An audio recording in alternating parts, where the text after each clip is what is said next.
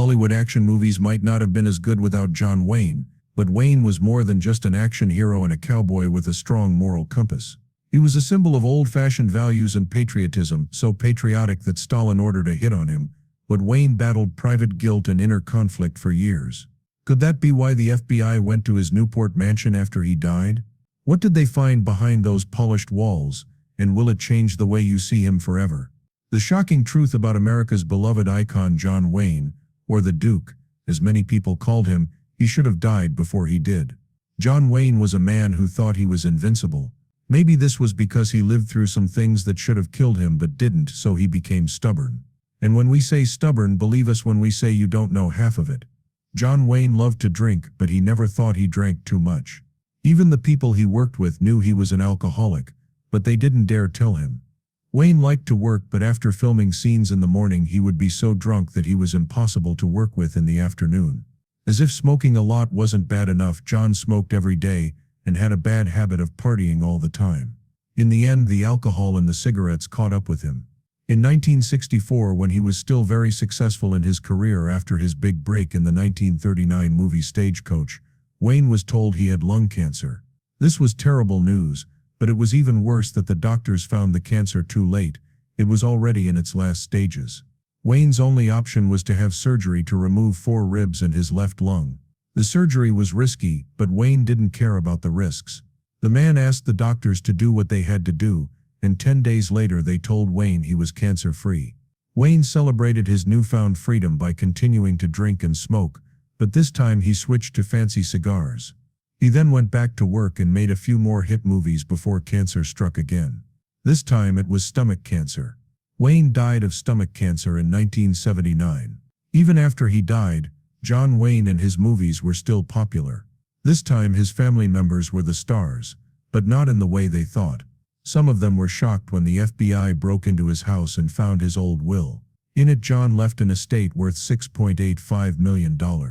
That's a lot of money, but many people thought that John should be worth more given how hard he worked since his first leading role in the 1930 movie The Big Trail. His son-in-law Donald LaClava knew why Jay's money had dramatically dropped, and we'll get to that in a moment. In his will, which was up to 27 pages long, he left $5.75 million in personal property and $100,000 in income from his holdings. Wayne was married 3 times and divorced twice. His first wife, Josephine Alicia Sance, had 4 children with him. His second wife, Esperanza Bauer, was violent and dramatic, and almost shot the Duke in the head, and his third wife, Parolette, was quiet and had children with him. For his first wife, John Wayne put some of his estate into trust and told the trustees to do what he said. Pay Josephine $3,000 a month, and when she died, the rest of her estate should be split among their 4 children. In addition, Duke made sure that her children would each get $5,000 times the difference between their ages and 21. This meant that his firstborn child, Michael, who was 44 when the will was read, got $115,000. Michael also got Jay's shares in Jay's production company, Batjack Productions Incorporated. This could be because he has been a top official in Batjack for many years. Michael is the third named administrator of the estate. Was he John Wayne's favorite? Par's 3 children each got $5,000 multiplied by the difference between their ages and 21. But he didn't leave her anything in his will. This made people wonder why Par didn't get anything. She was the last woman he married, and she suffered because she was in Duke's life. She met Duke when he was going through one of the worst times. Esperanza almost killed him because she thought he was having affairs with his co-stars. They went to court for a divorce, and unlike his first wife Josephine, who kept her divorce from him private, Esperanza didn't. She was hurt and lashed out at the man she used to love. She talked about Duke's affairs in public, and called him cruel. John Wayne had to defend himself, and he also shot back at Esperanza, calling her a drunk. John had to deal with being a public spectacle. When the chance came up for work to take him to Peru, he jumped at it. Wayne was supposed to be looking for places they could use as sets, so he decided to check out some local sets. It wasn't the sets themselves that caught his eye, but Par, who was dancing a sultry dance in a low-cut costume. Duke introduced himself, and the two started dating, which ended in marriage on the day Duke officially divorced Esperanza. Unfortunately, life with Duke wasn't what Peller had hoped for. He was always busy and never had time for her. She left her home country and culture for a place that was foreign to her for a long time. She soon became lonely. Sometimes he insisted that she travel with him, which didn't help Peller's situation. She was anxious and couldn't sleep. Even the tiniest sound scared her. Eventually she found a way to help herself and started taking sleeping pills. It was a bad idea, but she really thought it was the only thing she could do. However, it got to the point where she cut her own wrists, hoping to die, but she didn't. The crew found her, but Duke didn't follow them to the hospital. Instead, he stayed at work and hired nurses to go with her. As if that wasn't horrible enough, Duke then cheated on her. Parr took it better than the other wives, but even she had her limits. They broke up, but she didn't start a divorce. After they split up, Duke spent time with his ex-secretary, Pat Stacey, and even he left her $30,000 in his will and $10,000 to his first secretary. So why didn't Parr get anything, even though she wasn't in his will? Parr was one of Duke's biggest fans. She wrote a book about him saying that he was 80% good, but people in the media wanted to focus on the 20% he didn't have.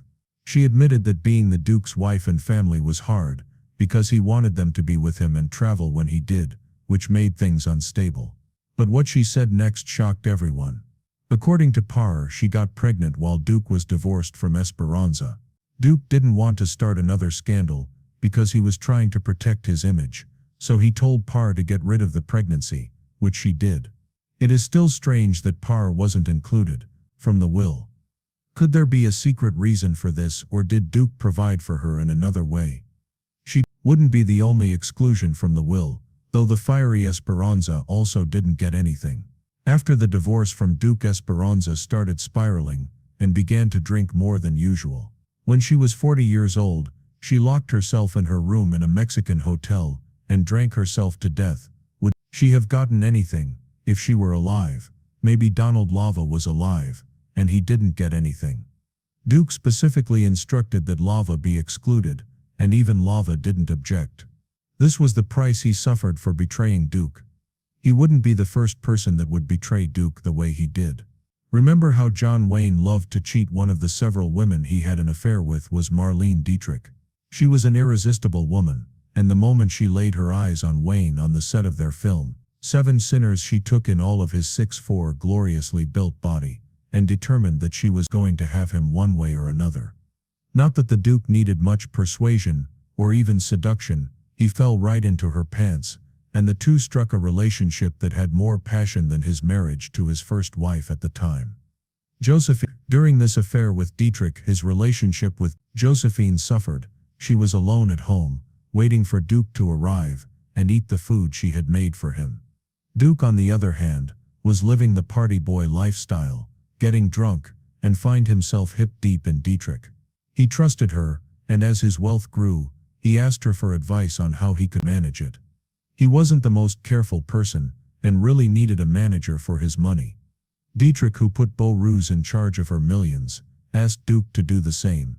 Beau was a popular figure in Hollywood. He handled the accounts of Joan Crawford and the Andrews sisters.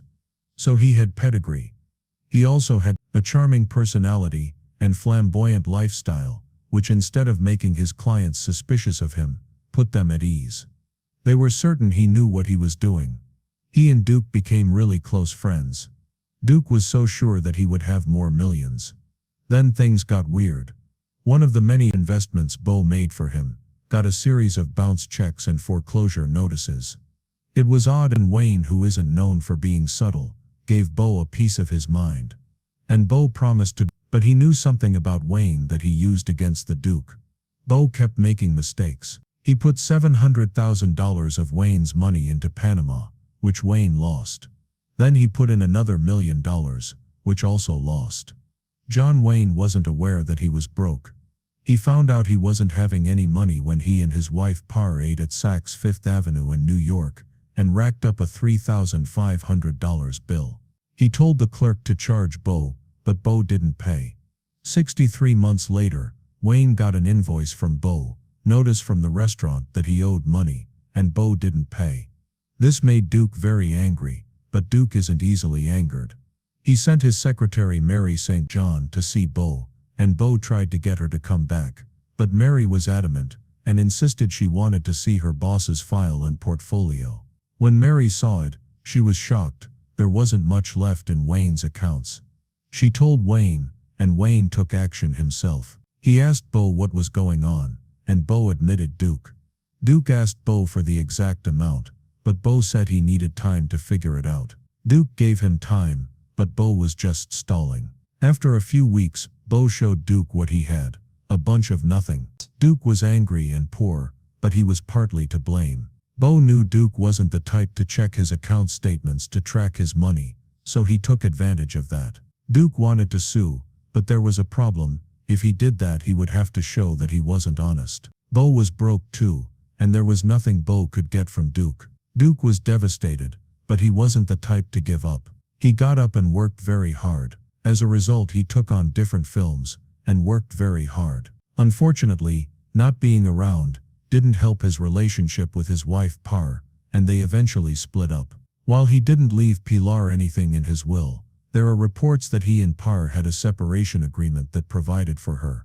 Didn't have such an agreement with Lava, Duke's son-in-law. After the mess with Beau, Duke got his money back, but needed someone he could trust to handle his money. He called his son-in-law Lava and told him to handle his accounts and invest conservatively. Whatever Lava did, he shouldn't lose money, and Lava did. Lava didn't tell Duke until 1965, when Duke went to Dallas and spent $30,000 in a store. When the bill came, Lava was angry and said Duke didn't have that much money. When Lava told Duke, there better well be money in the bank to pay these bills. Duke looked at him and said, there wasn't.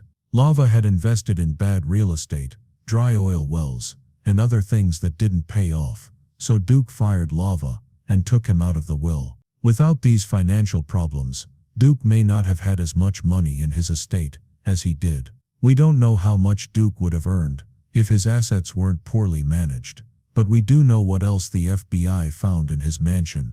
No one could have guessed what it was. When John Wayne was young, he always wanted to join the army. He tried to get into the U.S. Naval Academy, but was turned down because of his grades. But his desire to serve remained strong, and when the U.S. entered World War II, Wayne was ready to serve. At first his age kept him from joining, so he was deferred. But Duke wouldn't give up. He wrote to John Ford that he wanted to join, and even asked Ford to help him. Wayne was excited when he was reclassified as draft eligible, but his studio, Republic Studios, had other ideas. They didn't want to lose him, because he was their only A-list actor under contract, so Wayne threatened to quit. Herbert J. Yates, the president of Republic Studios, threatened Wayne with a lawsuit, so Wayne was stuck and didn't get to serve. He felt bad about this, but he still had a plan. He applied to the Office of Strategic Services, which he wanted to be a spy for them, but they turned him down. But they weren't done with him yet. When he heard from the OSS that they turned him down, Wayne started touring U.S. bases and hospitals in the South Pacific. The OSS saw that this would be the perfect cover for them, so they hired him and gave him a secret mission to check out General Douglas MacArthur, commander of the Southwest Pacific area, and his staff to see if they were getting in the way of their work. Wayne did a great job. He was given an OSS Certificate of Service for his service, but Duke never really forgave himself. He felt guilty that he didn't serve his country when it needed him the most, so he tried to make up for it by making movies that supported American actions when it was popular to do the opposite. Also, when the American government started looking for actors who had communist actors, Duke led the charge against them and refused to work with anyone they asked. People didn't like him because they thought he was connected with communism. Stalin hated him so much that he ordered a hit on Duke, but the Duke didn't care. He only cared about himself and his family,